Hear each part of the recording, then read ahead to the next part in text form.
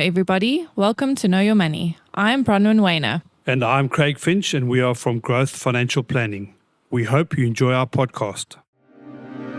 Welcome, everybody. We're very privileged to have Joni Peddie in the studio with us. Joni, you and I go back a long way, and it's so nice to see you. Don't mention the years, Craig. No, but you're looking fabulous. I mean, thank you. I'm well. Yeah, that's great. But you had tragedy in your life, and I didn't want to touch on it, but I was very glad that you were happy to chat about it. So many, many years ago, well, I think it was 18 years ago. That's right. A major event happened in your life, completely unexpected, and you had to deal with that. And your young daughters, they were really young at the time. And I'd like to just chat about that and maybe about how finances around that worked as well with education and that relating to our industry. So wouldn't you mind just give a bit of background about what you do as well? Because I hope to have you in other podcasts with us. Great. Thanks, Craig. Yes, so I run a business called Resilient People, and I changed that business name at the time of my husband's death, which was the tragedy. And the context around that is I said to my daughters, who were 5 and 7 at the time, is that actually we are never going to bounce back. So often after tragedy, people will say, don't worry, you're a strong personality, you will bounce back. Those people are lucky to be alive, because I could have punched them in the nose. So I trademarked bounce forward. And we all need to look at how we bounce forward. Gareth, my husband, died of an aortic aneurysm, and he was representing South Africa at a Springbok event, a canoeing event in Hungary. So it was very unexpected. He left these shores as a Springbok with his team, and he had an aortic aneurysm and didn't come back. So it was surreal. It didn't feel real. And maybe I'll paint some context. As we had a wonderful marriage and wonderful 2 children, and I was the one starting a new business and doing things, and he had left SAB Miller and joined me in my business, and he handled all the financial side of our business, and I handled all the client interrelationships. So I'll be vulnerable and say that at the time of his death, I did not know what my housekeeper earned. I didn't pay a phone bill. I didn't do a thing. So in terms of financial literacy, you would give me 0 out of 100. He did everything. If I was traveling to present in America, he would do all my visa applications.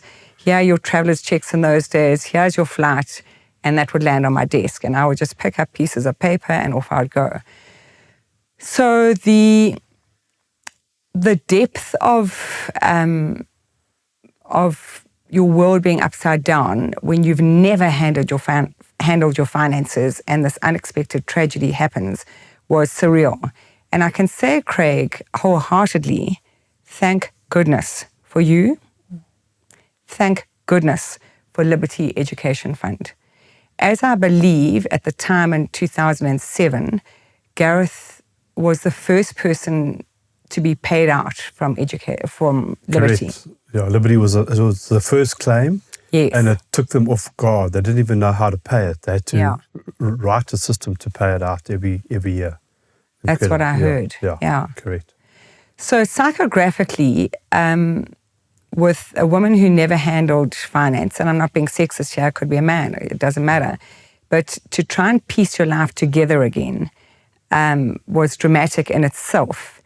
And I was vociferous as a behavioral strategist that I wanted to keep my children in the same home and at the same schools because too much had changed for them.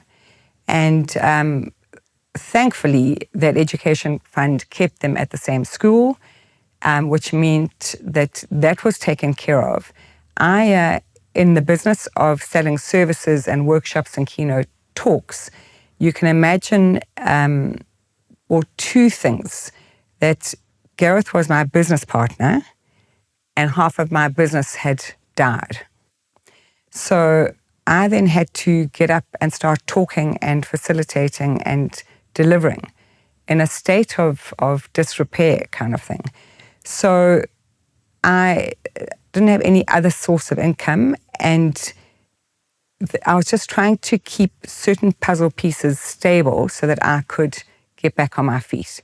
And when your children's education and their lives can carry on as best as they can, then you can start, there's certain things you can go, okay, that's a relief.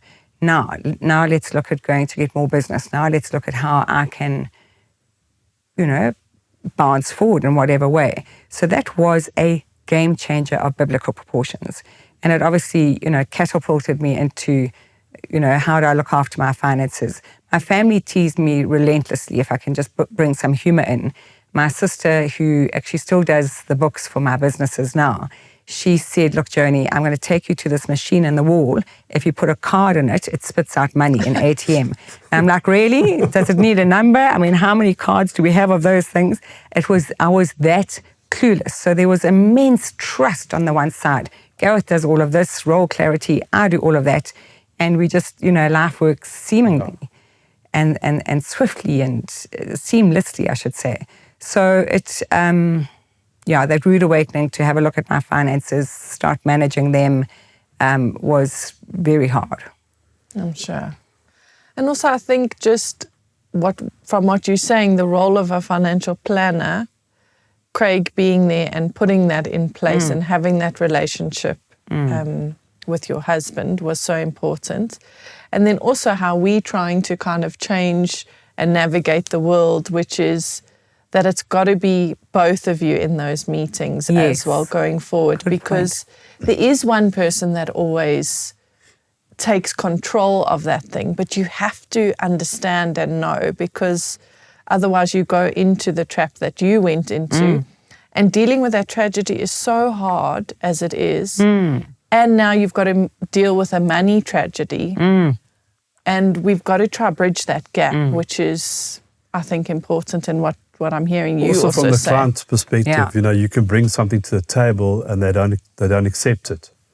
And luckily, you and Gareth accepted what I brought to the table, and sadly, it played out. But I mean, it's often you bring stuff as an advice. This is what you should have, and they don't want to carry on. So it is a two-way street. But the spouse, as you said earlier, it's very important for both to be involved, because one will just put blinkers on and say, no, don't worry, she's doing it or he's doing it. But then, it's very important you both get involved, because the other person will have another perspective and say, exactly, and a completely different perspective. You going on with a husband and you think, oh, everything's covered. Meanwhile, the wife will come and say, what about that? And you go, oh, well, yes, absolutely. So it's very important. Yeah. And it is those two different perspectives to really have a look at, the way forward. So with Gareth, he didn't ask me, he just told me. Thank goodness he had, he was quite a good decision maker in terms of... And he understood what he needed, and he put it in place. He's very good like that. But very difficult for you afterwards, because your own business, you've got to go back and sell more, make sure the family's got everything covered. I mean, oh my word, there's probably gaps that could have been filled if you were at the table with us talking about the finances. Exactly. If I was in the know. You might have less stress, financial stress at the time, so. Absolutely. It's amazing. And when it comes to the financial literacy that you had to kind of figure out and navigate, what would you say was the biggest lesson or the biggest thing you'd like to share, like with our clients, like try know this or do that if there are other people? It's been a bit of a journey, Bronwyn. So with my financial planner, I was actually at university with her, and she stepped in as well. And I just said, look, help me figure out what are some short-term needs, medium-term needs, long-term needs.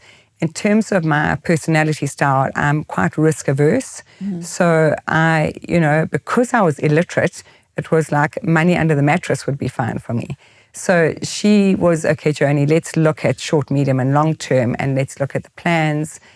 Thank goodness the education fund paid for some of university as well. So it bridged me right until then, which was super. So it's really, I think, seek advice. Put your hand up.